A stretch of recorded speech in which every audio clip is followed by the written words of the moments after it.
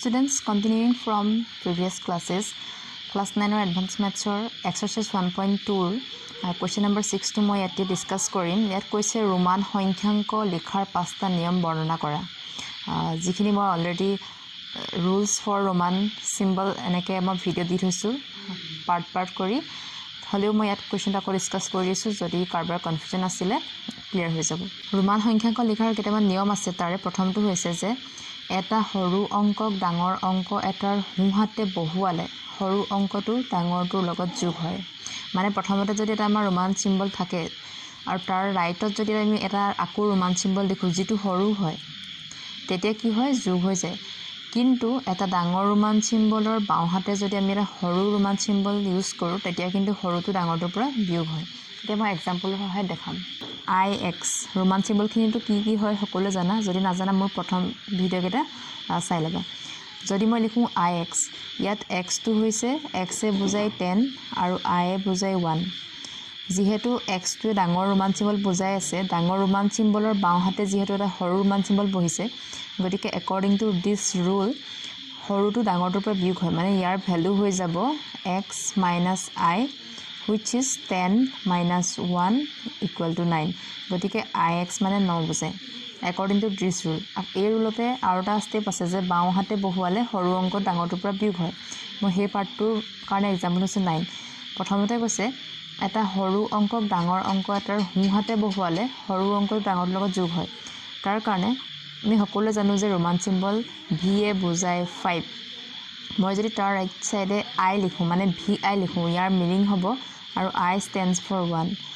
according to this rule সৰু অংকটো ডাঙৰৰ ৰাইট সাইডে বহুৱালে এড হৈ যায় গতিকে ইয়াৰ ভ্যালু হ'ব 6 গতিকে vi মানে 6 কেনেকৈ হ'ল আৰু ix মানে 9 কেনেকৈ হ'ল এই ৰুলটোৰ পৰাই হ'ল কেন ৰুলত আছে যদি এটা সৰু অংকক মানে ইয়াত সিম্বলৰ কথাই কৈছে ৰোমান সিম্বলৰ কথাই কৈছে যদি এটা সৰু অংকক দুটা ডাঙৰ অংকৰ মাজত বহুৱা হয় তেন্তে মানে দুটা ডাঙৰ ৰোমান সিম্বলৰ মাজত যদি এটা স্মল ৰোমান সিম্বল বহুৱা হয় তেন্তে এই ৰুলটো মতে কি কৈছে এই সৰু ৰোমান সিম্বলটো হুহাতৰ ডাঙৰটোৰ পৰা বিয়োগ হয় ফৰ এক্সাম্পল xix x মানে হৈছে 10 i মানে হৈছে 1 xx গিটা comparatively তুলনামূলকভাৱে i তকৈ ডাঙৰ ৰোমান সিম্বল নহয় জানো according to this rule this i should be subtracted from this x মানে এই মাজৰ সৰু ৰোমান সিম্বলটো ডাঙৰটোৰ পৰা বিয়োগ হ'ব লাগে গতিকে হ'ব এনে ধৰণৰ মানে 10 + 10 বিয়োগ 1 10 + 9 19 মানে xix মানে 19 বুজায় আৰু এক্সাম্পল আছে এনেকৈ কি হ'ব মই যদি কওঁ xiv x মানে বুজায় 10 v মানে বুজায় 5 আৰু এটো নো ডাউট যে x টো হে ডাঙৰ v টো সৰু কিন্তু আমাক কৈছে যে মাজৰ যেটো অংক মাজৰ যেটো সিম্বল হেতু কম্পাৰেটিভলি এই দুইটাতকৈ সৰু হ'ব লাগিব হৈছে এতিয়া according to this rule এটো সদায় হুফালৰটো পৰাহে বিয়োগ হয় মানে ইয়াত হ'ব x + v - i মানে 10 + v মানে 5 - 1 মানে ইয়াৰ ভ্যালু হৈ যাব 14 গতিকে ৰুলটো বুজি পালে বুলি মই ভাবিছো Rule 3 দিয়া আছে VLD এই সিম্বল কেটা কেতিয়াও পুনৰাবৃত্তি নঘটে মানে VLD কেতিয়াও ৰিপিট নহয় ফৰ এক্সাম্পল VV এই লিখা প্ৰচেছটো ভুল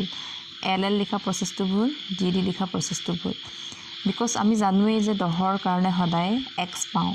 VV v মানে 5 বুজায় দুটা v লিখা মানে 5 + 5 10 কিন্তু নুবুজায় গতিকে এটো ৰুলে হয় অলৰেডি বান্ধি থোৱা আছে যেটো যে এইটা কেতিয়াও ৰিপিট নহয় ক্লিয়াৰ নেক্সট ৰুলটো হৈছে VLD আৰু M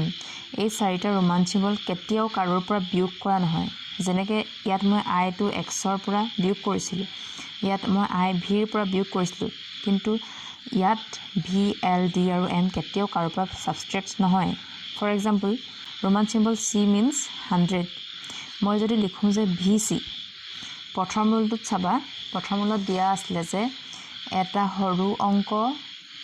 ডাঙৰ ৰোমান সিম্বলৰ বাওহাতে বহুৱালে সৰু অংকটো ডাঙৰটোৰ পৰা বিয়োগ হয় এটা সৰু ৰোমান সিম্বল ডাঙৰৰ বাওফালে বহালে ডাঙৰটোৰ পৰা বিয়োগ হয় ইয়াত মিনিংটো according to first rule হ'ব লাগে c - v 100 - 595 but this is wrong. The whole process is wrong because V, L, D আৰু M কেতিয়াও কাৰো পৰা বিয়োগ নহয় বুলি কৈ থোৱা আছে যেনেদৰে ভি চি ইয়াত ভিটো ছাবষ্ট্ৰেক্ট কৰিব নোৱাৰি তেনেদৰে বেলেগ এক্সাম্পল ল'ব পাৰা নেক্সট যদি চাওঁ আমি এল ডি লিখিব নোৱাৰোঁ ডি মানে হৈছে 500 আৰু এল মানে হৈছে 50 500 পৰা 50 ছাবষ্ট্ৰেক্ট কৰিলে একৰ্ডিং টু ফাৰ্ষ্ট ৰুল 450 হ'ব লাগিছিল বাট দিছ ইজ ষ্ট্ৰং যিহেতু in this rule 4 V L D and M this symbols cannot be subtracted from any Roman numerals. তেনেদৰে ডি আৰু এমও কাৰো পৰা বিয়োগ কৰিব নোৱাৰি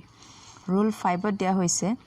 কোনো অংকৰ ওপৰত এটা আঁচ দিলে ইয়ে অংকটোৰ মান 1000 গুণ বৃদ্ধি কৰে মানে যিকোনো এটা ৰোমান চিম্বলৰ ওপৰত যদি আমি এডাল ড্যাশ দিওঁ এডাল আঁচ দিওঁ বা এডাল বাৰ দিওঁ তেন্তে সেই চিম্বলটোৰ ভ্যালু 1000 টাইমছ বাঢ়ি যাব ফৰ এক্সাম্পল মই যদি লিখোঁ চি ওপৰত বাৰ দেন ই বুজাব চি মানে হৈছে 100,000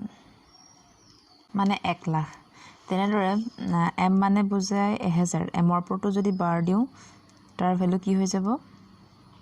1000 তেনেদৰে যিকোনো ৰোমান চিম্বলৰ ওপৰত যদি বাৰ দিওঁ বা ড্যাশ দিওঁ তেতিয়া ইয়াৰ ভ্যালু 1000 টাইমছ বাঢ়ি যায় ভিৰ ভ্যালু হৈছে 5 into 1000 this is 5000 next rule 6ত আছে যে কেইটামান পেয়াৰ দিয়া হৈছে IV IX XL XC CD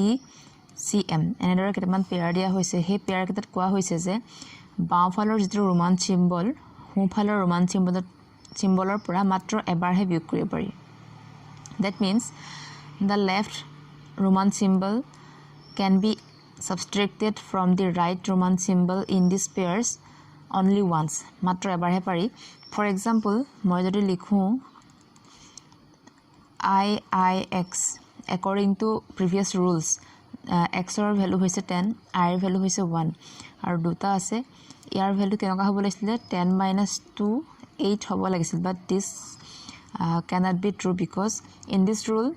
we are told that this I can be subtracted from x only once এবাৰহে বিয়োগ কৰিব পাৰোঁ ডাবল এক্স এল লিখাটো ভুল হ'ব যিহেতু কোৱা হৈছে যে